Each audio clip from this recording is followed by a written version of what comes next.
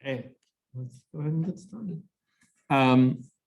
Let's start with a couple examples of some gradients and some directional derivatives. So let's say we have the following function. F of xy equal to xy plus y squared. And we want to find the derivative. Thank you. At the point 3, 2 in the direction of v equal to 2I minus 5j.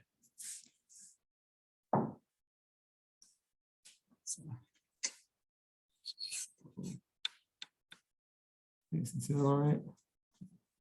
Cursor there. Okay.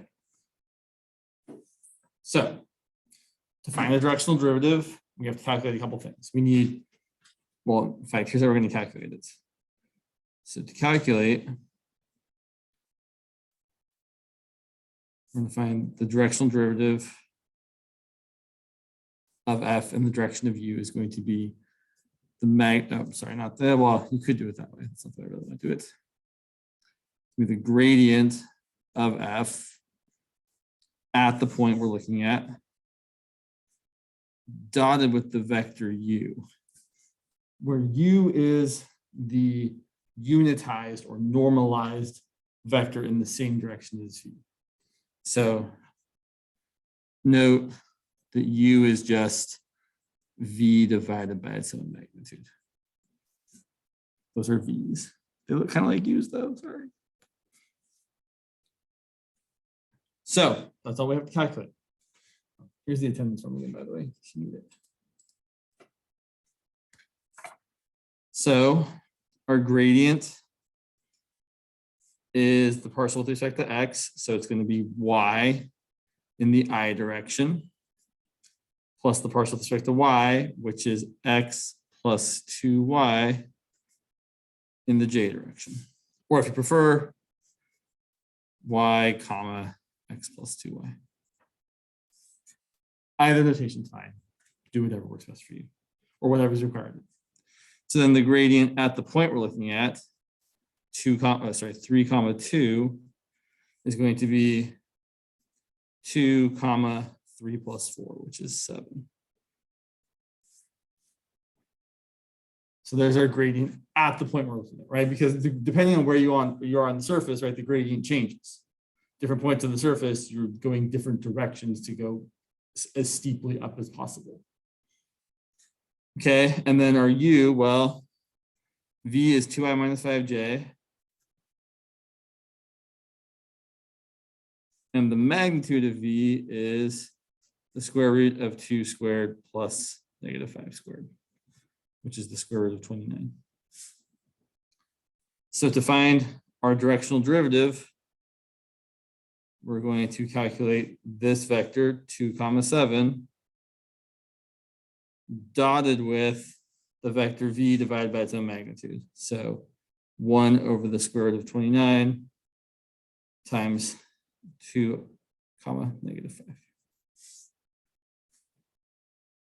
And again, just to be super clear, there's our gradient of f at the point.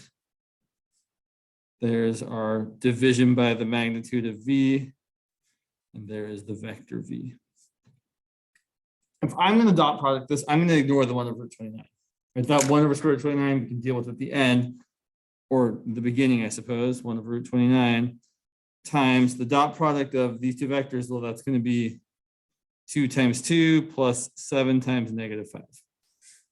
So that's going to end up being, let's see, 4 minus 35 is negative 31 over the square root of 29. So what that's telling me is at the point 3, 2, in the direction of the vector 2i minus 5j, we're going to have a slope or a slope of negative 31 over root 29. So we're going to be going down steeply. Right, because that's about square root of 29 is a little bigger than 5, so 31 over 5 is about 6-ish. So we're going to be going down to the slope of -6-ish. Questions about that? Let's follow up with another question. What is the maximum possible slope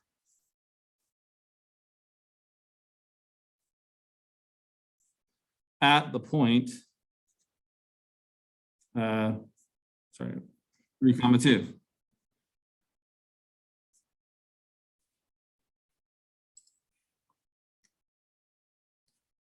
So we're on this surface.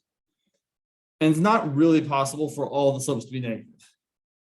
Unless, I suppose there's one exception, if you're at the top of the mountain.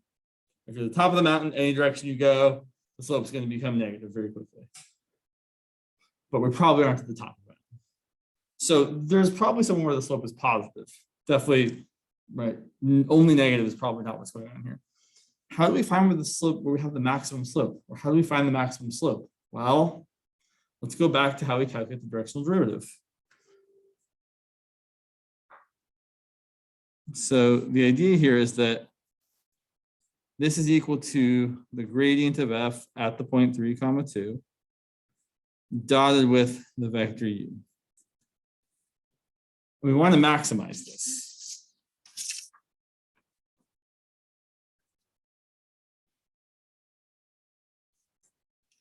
Well, this is where it's important to remember there's another way of calculating a dot product. So another way of calculating this would be to say, okay, it's going to be the magnitude of my gradient at the point 3, 2 times the magnitude of u times cosine of the angle between them. Right, dot product. Yeah, I feel like I might have said this last class, or I might have said it in drop in. I don't actually remember. I'm gonna say it again because it's worth repeating, even if I said it before. So, what's the biggest cosine theta can be? Right. And u is a unit vector, so its magnitude is equal to 1. So the maximal value of the directional derivative is just the magnitude of the gradient. That's always true. So if you're trying to find the direction, trying to find the steepest slope on a surface from a certain point, it's always just your gradient magnitude. So in this particular case, it's going to be the magnitude of our gradient, which was our gradient, if you remember before, it was the vector 2, 7 at that point. So it's just going to be the square root of 2 squared, 2, 7. Did I make it? I think I might have made a small mistake before, you guys. Did I make a small mistake? No, I did not. I just thought I did. Okay, cool. I'm all right. I'm good. Okay. So that's going to be the square root of 2 squared plus 7 squared, which is the square root of 53. So the maximum slope this surface has at this point is the square root of 53. Welcome. And just as a side note here, so the maximum of the gradient is that value, and it occurs when we go in the direction of, well, if I'm going to maximize this directional derivative, we want cosine of theta to be equal to 1. But if cosine theta is equal to 1, that means that theta itself was equal to 0. Cosine of 0 is equal, which means to be having the maximal value of the gradient, we have to be going in the direction of the gradient, because the angle between our vector u and our gradient is 0. There is no angle between them. So they're pointing in the same direction. Great.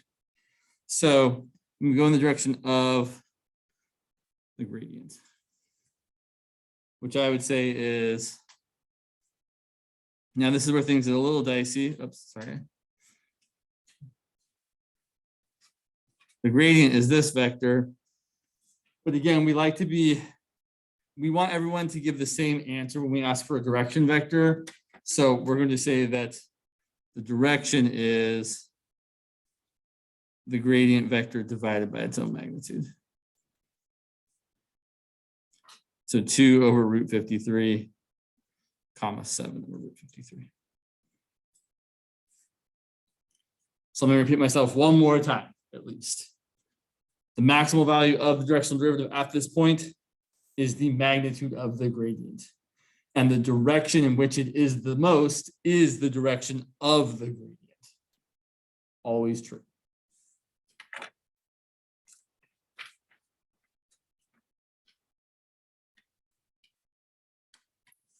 Okay, follow-up question. Is there a direction U starting at the point 3, 2, where we've been looking at this whole time, such that the slope will be 8?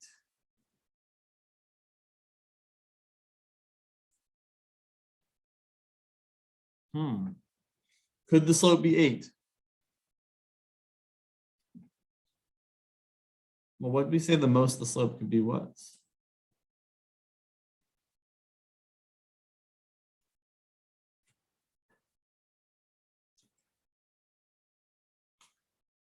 Is that as big as 8?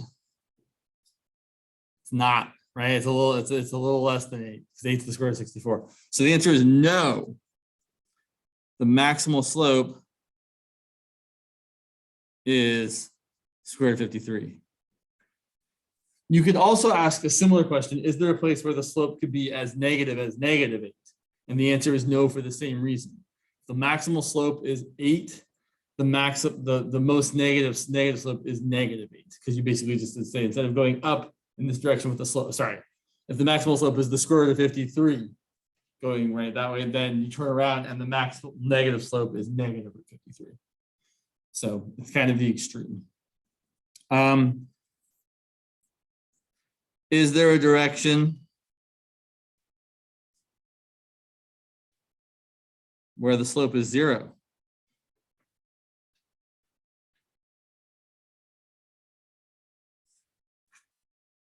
Usually the answer is yes. Here's how we find it. So we want our directional derivative, which is equal to the gradient of f dotted with u. We want that to equal 0. But we know what the gradient of f is. It's 2, 7. What can I dot that with to make it equal to 0?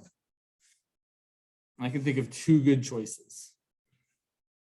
So if you're ever trying to find the dot product of 2 things to be 0, you take your first vector that you know, you interchange the coordinates, and then you change one of the signs.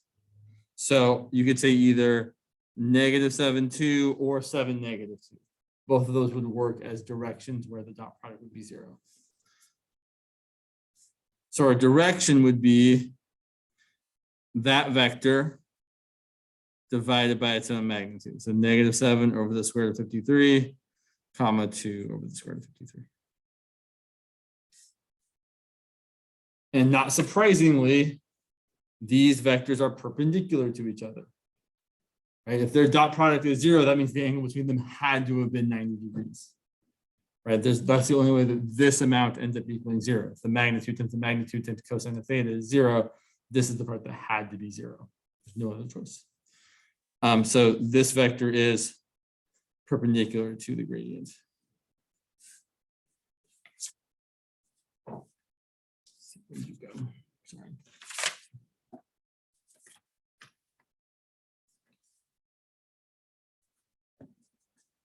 All right, I'm going to let you guys. So I'm going to have you guys do a couple of these because I think it's good practice. So try to follow. If you have questions, you're welcome to ask them. Sorry, let's see here. Let's say we have the following. Sorry, can't see. Where'd you go? So let's say we have the function f of xy equal to x cubed times y squared. And I think what I want you to do first is find the gradient of this function at the point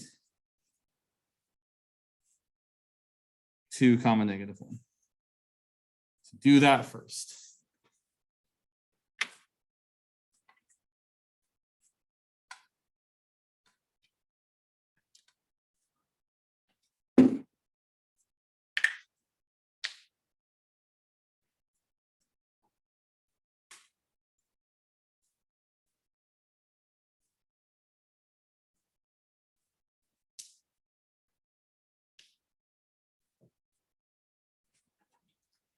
So keep track of time.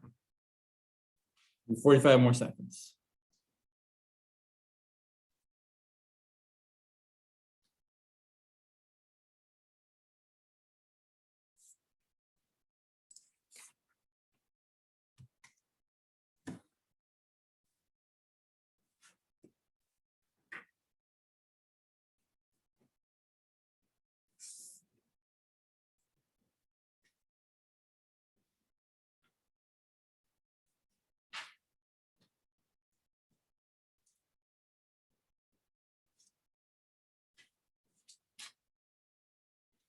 Okay. So the gradient of f, again, is just the vector consisting of partial derivatives. So in this particular example, it's the first coordinate is 3x squared y squared, and the second coordinate is 2x cubed times y. And then at the point of interest, you can write it like this, or you can write it like this. Evaluated at 2 comma negative 1. Those are both used pretty frequently. We're just going to plug in 2 for x and negative 1 for y. So we're going to get 3 times 2 squared times negative 1 squared, and then 2 times 2 cubed times negative 1. And that's going to give us a, let's see, we're going to get 3 times 4, which is 12 times 1, and then 2 times 8 times negative 1 is negative 16. Okay, so now we want to find the directional derivative, or someone could just say find the slope. Find the slope of f of xy at this same point in the direction of, now I'm going to ask this question, I'm going to ask 2 different questions that are going to seem very similar, but are going to be a little different. Let's first say in the direction of v equal to, what have we got here? So let's just go with, let's pick something easy. 3 comma 4. That's a bad choice. Sorry, there's a reason that's a bad choice. I'm going to change it. Let's just go 2 comma 1.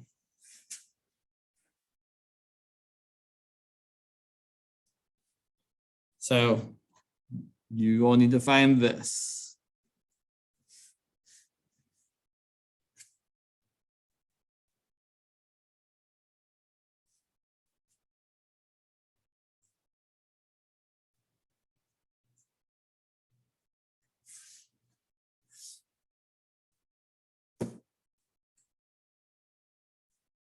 Give you a minute and a half.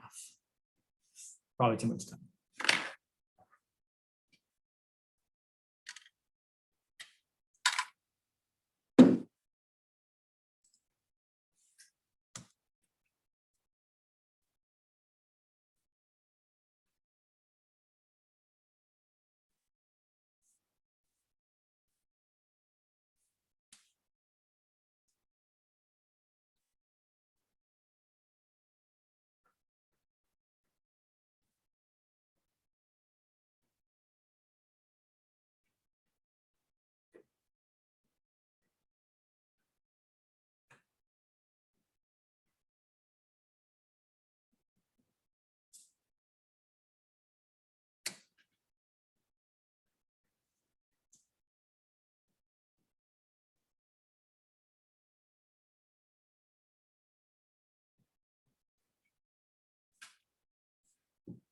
All right. That's what we've got. So our gradient is just the vector 12 comma negative 16. And we're dotting this with the vector. I really like to write it as 2 comma 1, and then we're multiplying by 1 over the magnitude, the square root of 5. So that's going to end up being 12 times 2 plus negative 16 times 1, all divided by root 5, which is going to be 8 over the square root of 5. So again, we're saying that the slope of the surface in that direction from that point is 8 over root 5. Okay, here's another version of the question. Yeah. For the 2 and 1, Mm-hmm. why is the 1 not negative? Why is that one not negative? Yeah. So excellent question. Because so coincidentally, not paying attention, I picked a vector that was very similar to the point. But these are not the same. Oh, okay. Yeah. But I probably should have picked a different vector, really, to be honest. So yeah, these are totally different from each other. They happen to look similar because I picked things that look similar. You're welcome. So we're going to ask a similar question that's going to sound very much the same, but it's going to be a little bit different. Where'd you go here? So now I want to ask, what is the slope of the function at the point, the same point as before, in the direction of the point Q, which is going to be the point 6 comma 2. Okay. And so what I really want to emphasize here is that we don't know the direction vector yet. Right? In the previous problem, they told us the vector straight off the bat. The vector was 2 comma 1. And we dotted with that vector normalized. Here, we have to find the vector u. So if we're starting at P and we're ending at Q, then the vector between them from P to Q is going to be just the Q coordinate minus the P coordinate. And then same thing for the second part. Right, so sometimes they give you the vector that you're the direction of the vector you're traveling. Sometimes they give you the point that you're traveling towards.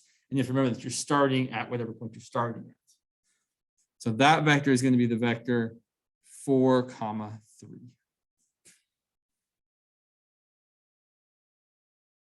Okay.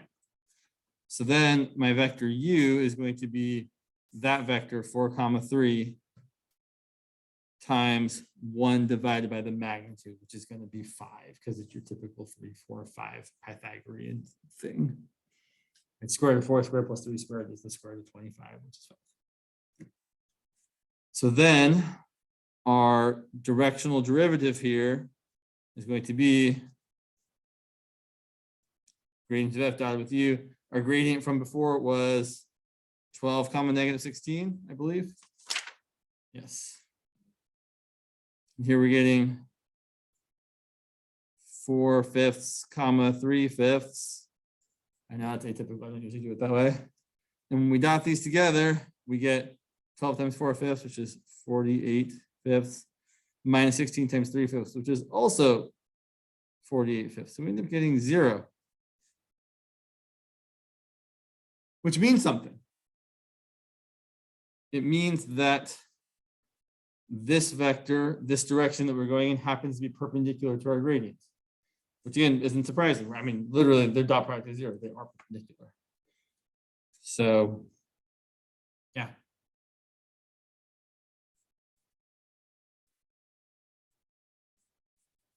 This u is perpendicular to our gradient.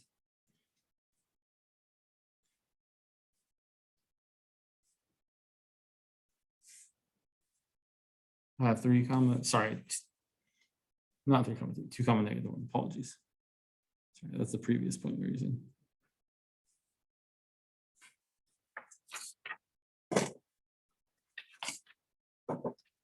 First two together.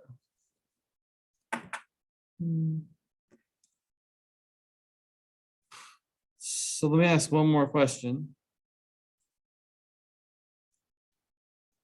Is there a direction where the slope is equal to 13?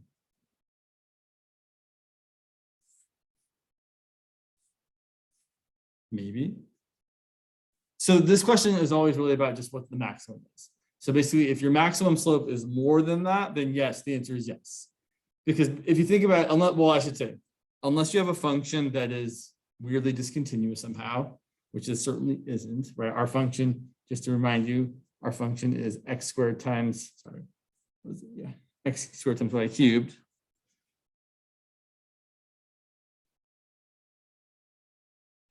This function isn't weirdly discontinuous. So if your steepest slope is, 20, for example, then if you turn around, you should get a slope of -20, and kind of as you rotate around everywhere between that, you should get any slope value between -20 and 20. If you think about being on, again, I always think about hiking for these examples. If I'm on the side of a mountain and the steepest slope is up that way, well, I can get any other slope by traveling not straight up. That's less and less, right? To 0, where I'm just hiking around the mountain and not going up or down, to all the way to negative whatever by going downwards. So we can get any value between our highest maximum and our most negative opposite value of that. Assuming it's smooth, continuous, you don't have weird like holes or, which we don't care. So our gradient at this point, we want to find its magnitude. Well, the gradient was, what was it? It was -16, 12. No, sorry, 12, -16. So the magnitude of that's going to be the square root of 12 squared plus -16 squared. That doesn't look fun to do, but we can do it. 12 squared is 144. 16 squared is 256. When you add those together, you get 400. And the square root of 400 is 20. So the answer here is yes, definitely. If the maximum slope we can get is 20, there's got to be a place where the slope is equal to 13.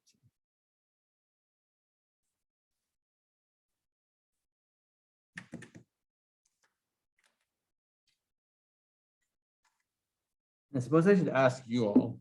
So we could talk more about the gradient, and we probably will in some context. But have you all started talking about maximizing functions of two variables, like finding critical points and doing that kind of stuff, or not yet? No. Have you talked about finding like linearizations of functions of two variables and tangent planes?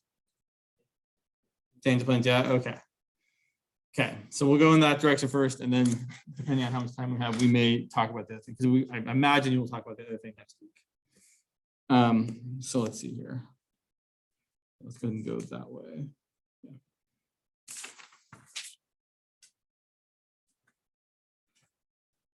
Sure.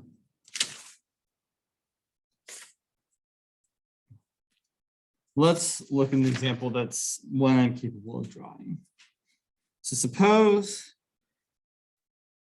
and this is where, I will admit, this tangent plane stuff, the way we kind of think about how to conceptualize finding the equation of the tangent plane, like why it actually works, is a little out there, but we're gonna make it work. There's one other thing I need. Where'd you go? Sorry, 1 second. Oh yeah. So suppose we have a saddle. Specifically, the saddle that I'm best at drawing, which is f of x, y equal to y squared minus x squared. That was really good. Okay, so the saddle is my favorite one to draw, because if we're drawing,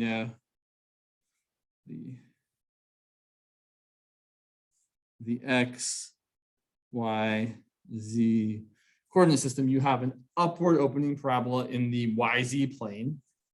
It kind of looks like this. And you have a downward opening parabola in the xz plane. kind of like that.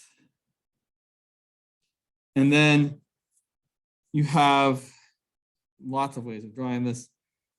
Basically, you have these parabolas that kind of go down like this. And then you also have parabolas that kind of go like this. And so this kind of look like this word. And same kind of deal over here.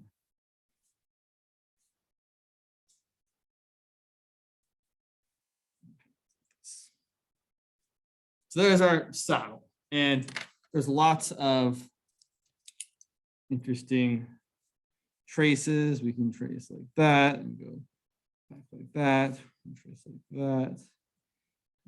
That. And there's also interesting traces this way, where you have things coming across like this. It's kind of a neat surface. Specifically, though, I want us to look at some of the level curves. So level curves, and I know we're taking a long route to get where we're going, but it'll show us something. So let's look at some level curves. Specifically, let's look at when. Well, let's start off with z equal to 1. So if z equals 1, we're going to get y squared minus x squared equal to 1. That's a hyperbola. It has a y-intercept of 1 and -1. It has no x-intercepts. It looks kind of like this. I'm not great at drawing hyperbola. Yeah, as evidenced right now. Woo, yeah, really not great. I'm really exceptionally doing it not well. Okay. And if we let z equal like a bigger value, like z equal to 9, we get y squared minus x squared equal to 9. And so we get y-intercepts of plus or minus 3. Still no x-intercept, so it looks kind of like this. Not my best outing on the drawing of these. So these are the ones that are higher up. Right? If you think about the xy plane, out of focus here, right? I'm thinking of this part here. That's these like higher up, like that's these hyperbolas like over here. Can you guys kind of see that? I feel like I'm doing a better job over here. Kind of see how those are the higher, right, planes that we're cutting the surface with. And then the lower ones, when I let z be like -1, I'm going to get y squared minus x squared equal to -1. We're multiplying everything by -1. X squared minus y squared equal to +1. So my level curves are now going to be having an x hyperbolas where we have an x-intercept of 1, or something like this. And again, my graph's going to get pretty crowded here because I've not done a great job of drawing it. So when we go downward, we get hyperbolas that are opening out along the x-axis. So like this one here and the back part here, which I don't really want to draw because it's going to get kind of muddy. You can kind of see it back there. And then if we go lower, right, like z equals -4, we get y squared minus x squared equal to -4, which becomes x squared minus y squared equal to +4. So the lower we go, the further out our hyperbola goes. So lower, further out. Okay. So let's find the thing. And yeah, let's say I want to find the gradient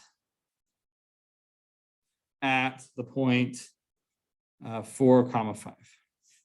Okay, well, that's not too terrible. The gradient of f in general is going to be -2x, +2y. Just taking the partials in the usual order, right? You always, whenever you do this, you do it in the sensible order. X before y before, right? You always are going in the typical order. And so then the gradient evaluated at 4, 5 is equal to the vector -8, 10.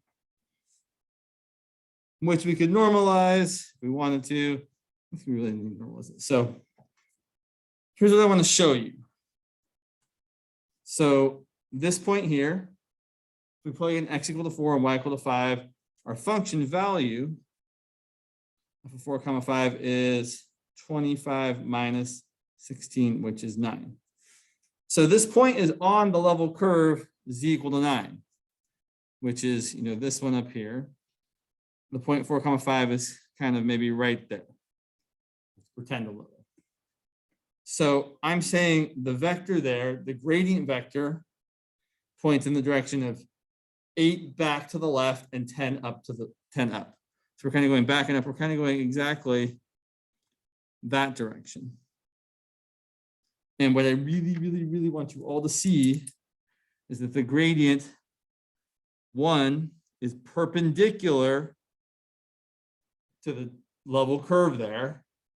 And 2, it's pointing in the direction of steepest ascent, right? This is the lower level curve, z equal to 1. This is the higher level curve, z equal to 9. And it's pointing in the direction where you're just getting higher and higher and higher. Right? Up, we're kind of like over, we've gone 4, 5. We're kind of like at this point here.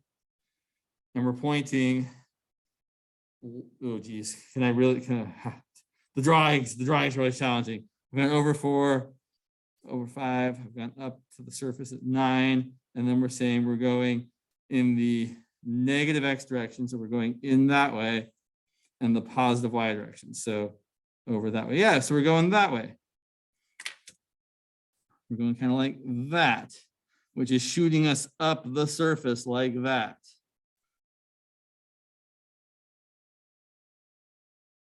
I'll point out, you all have paid for a very expensive book. It has great pictures in it. Look at the pictures in it. The pictures are really nice. My pictures they're pretty okay today, but So the thing I'm coming back to is that specifically, I know I've said this like 100 times, I'm say it probably 100 more times, is that the gradient is perpendicular to the level curve. Okay. We're going to use that.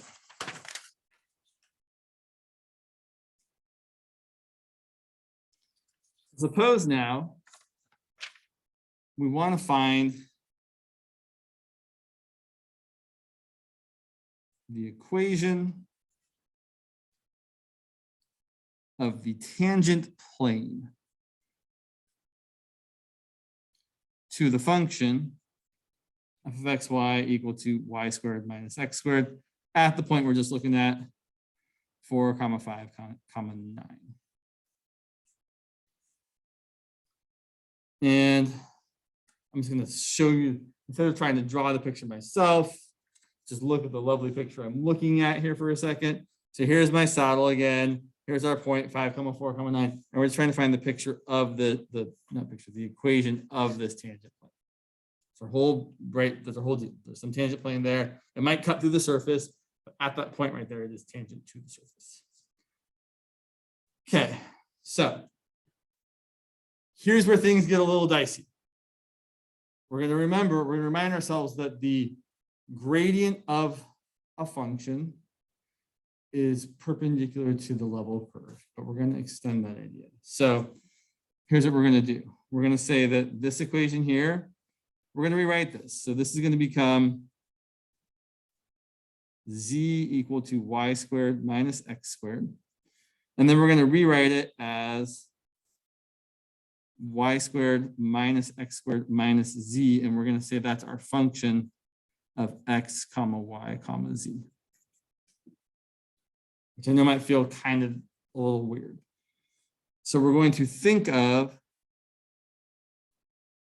f of x comma y comma z equal to y squared minus x squared minus z equal to 0 as not a level curve, but a level surface. This is where the idea kind of gets weird. So level curves, right, are where you say, okay, I've got my function equal to something, and I just pick different numbers for my function. I'm like, let my function equal 1 or 9 or -4 or negative, right? We just pick a bunch of different constant values for our function to get all these different level curves.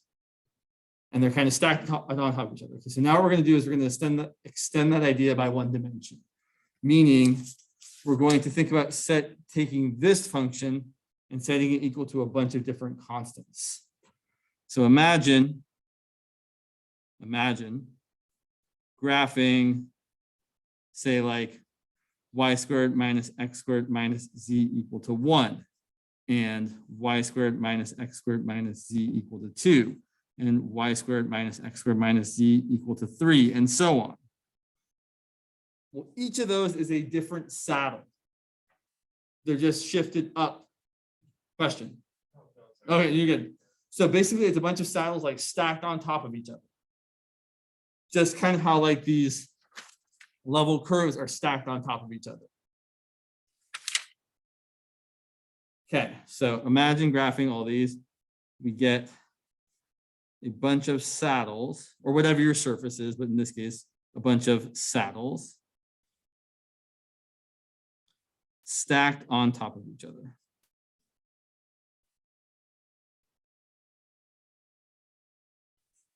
And each of them level surface with the equation f of x comma y comma z equal to y squared minus x squared minus z equal to a constant. And now here's where here's why we talked about level curves and perpendicular sums. So for a two-dimensional level curve, the gradient of f is perpendicular to the level curve. Well, there's no reason this shouldn't hold if we extend it by one dimension. So for a 3D level surface, the gradient of f is perpendicular to the level surface.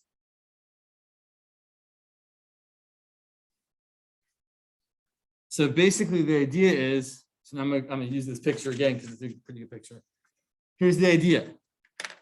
This is one of my saddles. Imagine a bunch of saddles stacked on top of that. The gradient, which is sticking out of the surface, is perpendicular to the level surfaces. Well, that's great, because if that vector is perpendicular to the level surface, it's perpendicular to the plane. And if I have a vector that's perpendicular to my plane, it's really easy to find the equation of my plane. So that's kind of what this is all about, is saying, oh, the gradient is perpendicular to the plane that we're trying to find. It's also perpendicular to the surface. So we can find it fairly straightforwardly. All right, so here's what we have. Our gradient, actually, let me write down the function again. So f of x comma y comma z is once again equal to y squared minus x squared minus z. And our gradient of that function is going to be the vector fx, fy, fz. In this particular example, that's going to be negative 2x, positive 2y, negative 1. And then our gradient at the point we are looking at, remember the point was the point 4, 5, 9. That's going to be equal to negative 8, positive 10, negative 1. And this vector is normal or perpendicular to the plane we are trying to find.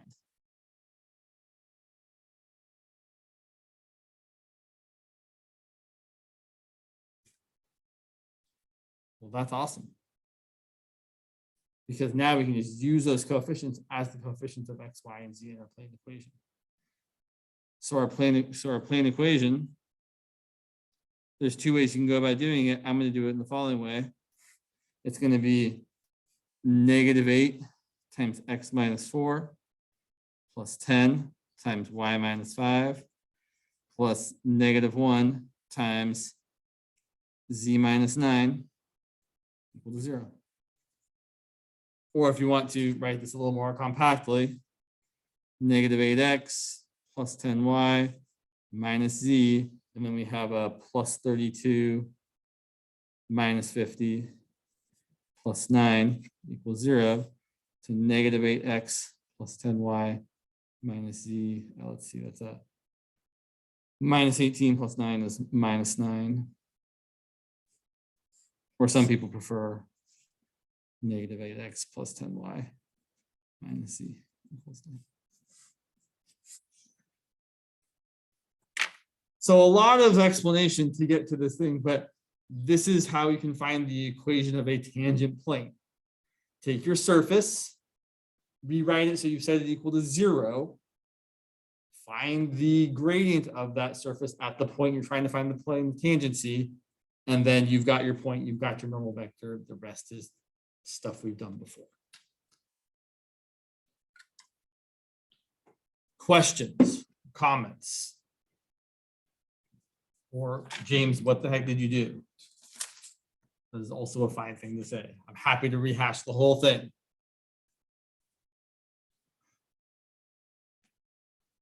I will point out, right? So we can do the same thing in 2 dimensions. You can be like, oh yeah, in 2 dimensions, if I wanted to find the equation of the tangent line, I could use the normal vector to give me the perpendicular slope, and then I could use that perpendicular slope to find the actual slope. It's a very much the same idea.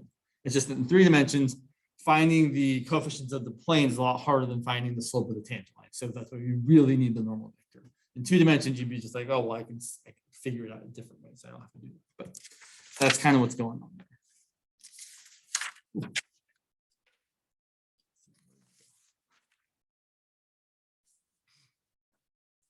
So let's look at a couple more examples just to kind of drive home the point. So let's say we want to find the equation of the plane tangent to the sphere x squared plus y squared plus z squared equal to 9 at the point 2, 1, negative 2. So basically, when you're doing this, your function should be all the variables. You don't really have to worry about the constant. So you could say that your f of x, y, z is just x squared plus y squared plus z squared, if you want. And then it's going to equal 9. Or if you prefer, you could say your f of x, y, z is x squared plus y squared plus z squared minus 9 equal to 0. It doesn't matter where the constants go. You just have to make sure that all of your variables live on the same side of the equation so that we can find the partials. Okay, so my gradient is very, very uniform. It's 2x, 2y, 2z. My gradient at the point of interest is going to be, let's see, 4, 2, negative 4. So those are my coefficients of x, y, and z. So then my plane equation, I'm going to do it the other way this time. I'm going to start with 4x plus 2y minus 4z equal to the constant. And then I'm going to plug in the point to find out what that constant should be. So I'm going to have 4 times 2 plus 2 times 1 minus 4 times negative 2. That's going to equal 8 plus 2 plus 8 is 18. So my equation ends up being, sorry, one second.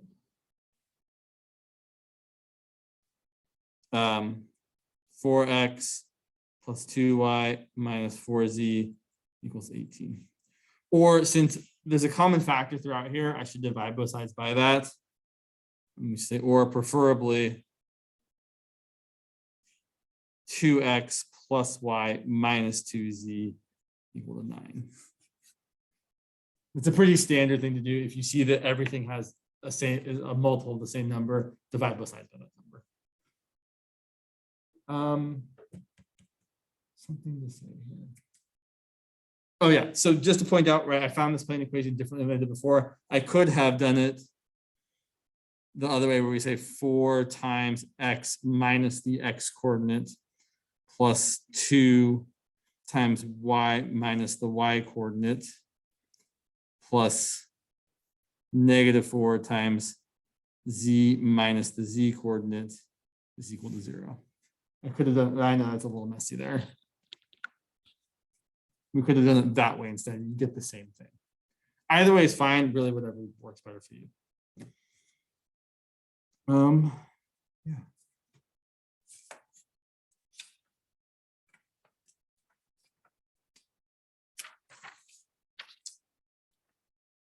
So then, what time? Okay, sure. So let's look at.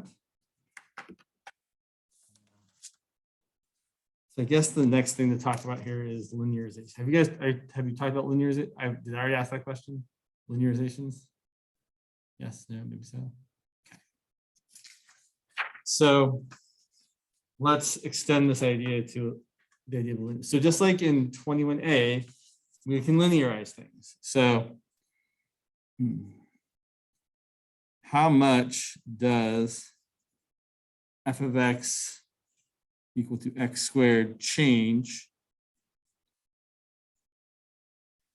when x goes from x equals 10 to x equals 13? Well, let's look at the graph. So here's my function, f of x equal to x squared. I'm starting at 10. I've got some y value. I'm going to 13. And the idea is going to be, although we can totally find the difference here pretty easily, the idea is that we're going to estimate that difference using a tangent line. So we're going to say, okay, instead of actually calculating this actual difference here, which we will also calculate, we're going to approximate that by calculating this differential here. And I'm going to let you all work on that for a minute because I really need to use the restroom. So I'm going to use the restroom. You work on that. Try to find both the actual difference, which should be 69, and the differential, which should be 3 times whatever the slope is. And the slope would be 20, so 60. So you should get 69 and 60.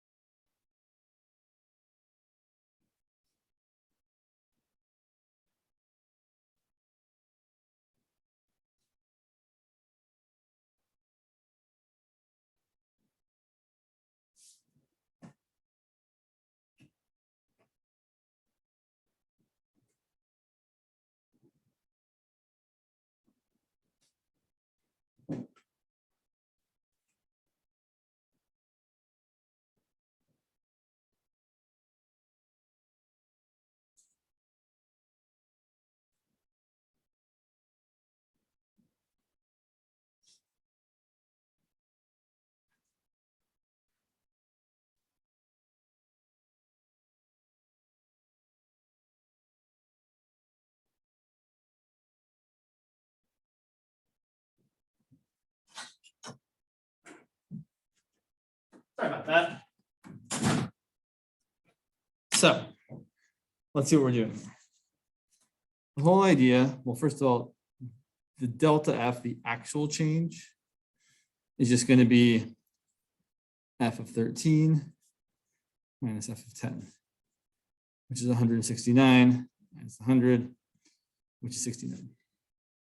On the other hand, our DF, so when I think of DF in this context, I'm really just thinking of it, it's the rise, right? The slope of that tangent line is rise over run, and DF is the rise part. So DF is the rise, which I'm going to calculate as rise over run times the run. Or in other words, I'm going to calculate it as the slope of the tangent line, F prime of 10, right? Because I'm taking the tangent line at the point 10, times the run, which is my delta X. So that's going to end up being, well, the derivative is 2x. So F prime of 10 is going to be 2 times 10 times 3, which is going to be 60. So the whole idea here is that this DF is an approximation of delta F. And more generally, we can find the equation of this tangent line, and we call it the linearization, because the tangent line is the linear approximation of this curve around this point. So the linearization here is going to be, let's see, I can find the equation of a tangent line. It's going to be y minus the y coordinate equal to my slope. My slope there is 20 times x minus the x coordinate. I would probably encourage you to write it as L of x, the linearization, use a capital L, is equal to 100 plus 20 times x minus 10.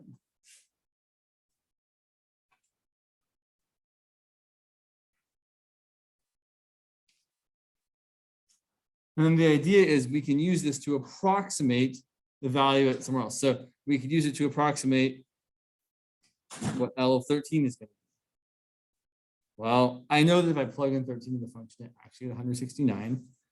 Plugging in 13 to my linearization, I'm going to get 100 plus 20 times 13 minus 10, which is 100 plus 20 times 3, which is going to be 160.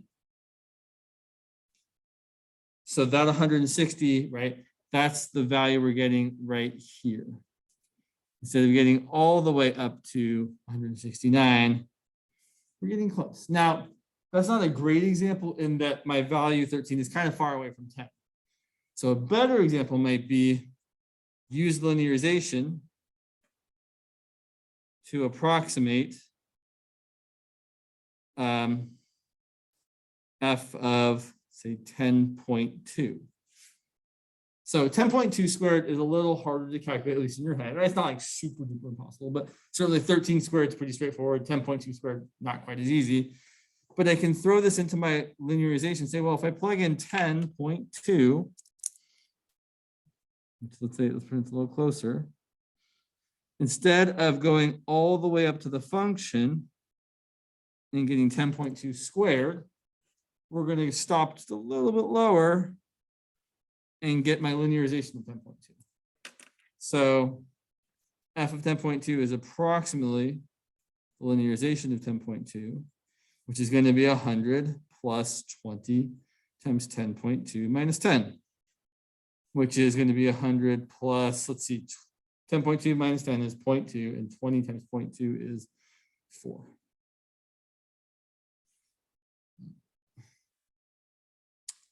And just to clarify how different it is, if you actually plug in 10.2, you're going to get, let's see, 10.2 squared is going to be, let's see, I think it's 104.04. I guess I could use a calculator. 10.2 squared. Yep, 104.04. It's a pretty good approximation, right? 104 for 104.04, not bad. I know this is just, just a review of something we did a couple quarters ago, but now the idea is that we're going to extend this to surfaces. So just like for a line, for a curve, you can use the tangent line to approximate the value on that curve a little away from the point. We can say, well, if I want to calculate for a function of two variables, if I want to say, well, what's f of some point, I can use an approximating tangent plane and then say I'm going to use the values on the tangent plane instead to get an approximation of the function value. So very, very much the same sort of idea. So we're going to say for the function f of xy equal to x squared plus y cubed, we are going to linearize this function f of xy at the point 4, 2, and then we're going to use it. Oh, sorry, yeah. So for a function x squared plus y cubed, we're going to linearize the function at the point 4, 2, and then use the linearization to approximate f of 4.3, 1.9. And just like in the two-dimensional version, where linearization is just a fancy name for finding the equation of the tangent line, in this 3D version, a linearization is just a fancy name for finding the equation of the tangent plane. So let's find the equation of the tangent plane. So equation of the tangent plane.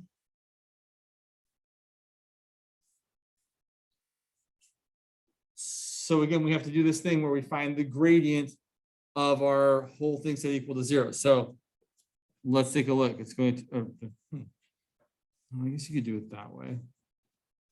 Sure. Yeah, I'm thinking of it. Yeah, you could do it that way. Sure.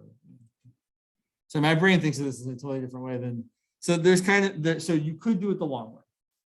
You could be like, okay, I've got x squared plus y cubed equal to z, and then subtract z from everything.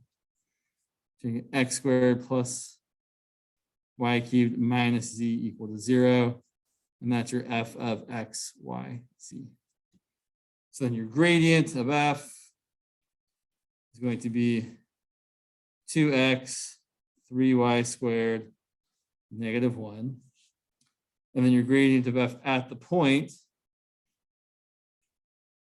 4, 2, it doesn't really matter, but if x is 4 and y is 2, you're going to get 16 plus 8, which is 24.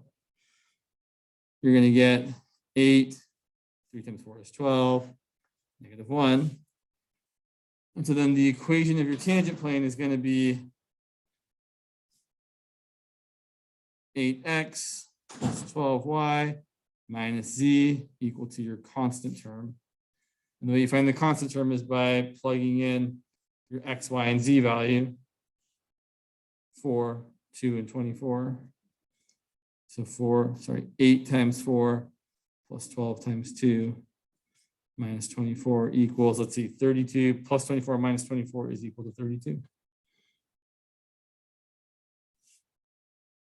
So our equation is 8x plus 12y minus z equal to 32.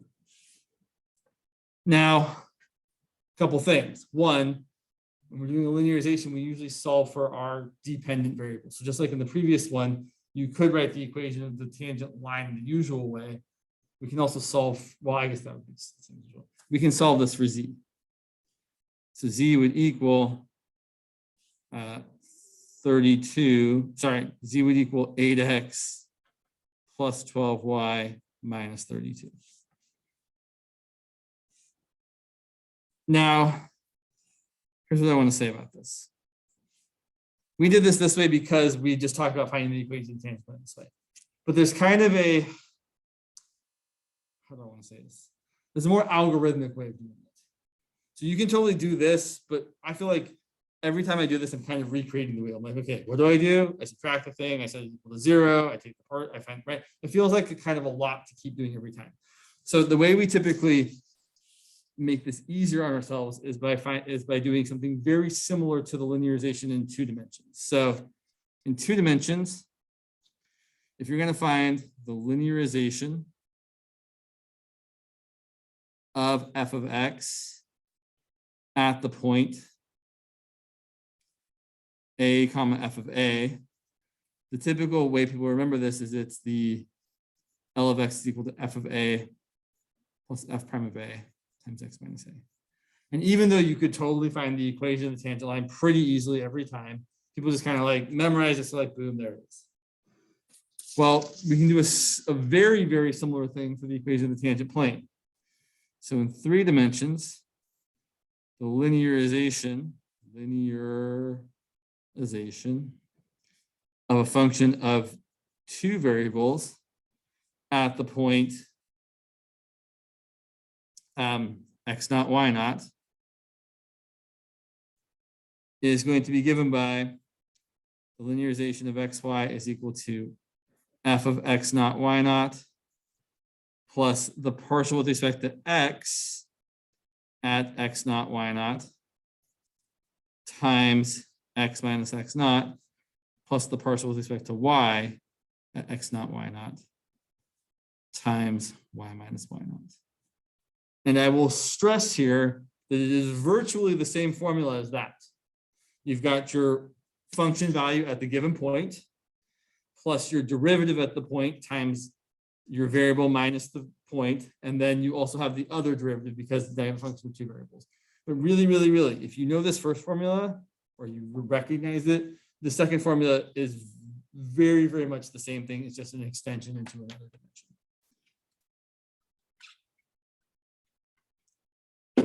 And now what I will point out is that if we do it this way for our previous example, we get the same exact thing. So we look at our previous example where our function is x squared plus y cubed, and our point x naught, y naught is the point 4 comma 2. Then our linearization becomes f of 4 comma 2 plus the partial with respect to x, so that's going to be 2x evaluated at 4 comma 2 times x minus x naught, which is x minus 4, plus fy, which is 3y squared evaluated at 4 comma 2 times y minus the y coordinate, which is y minus 2. And then simplifying this a bit, f of 4, 2 is 16 plus 8, which is 24. Plugging in x equal to 4, I get 2 times 4, which is 8 times x minus 4.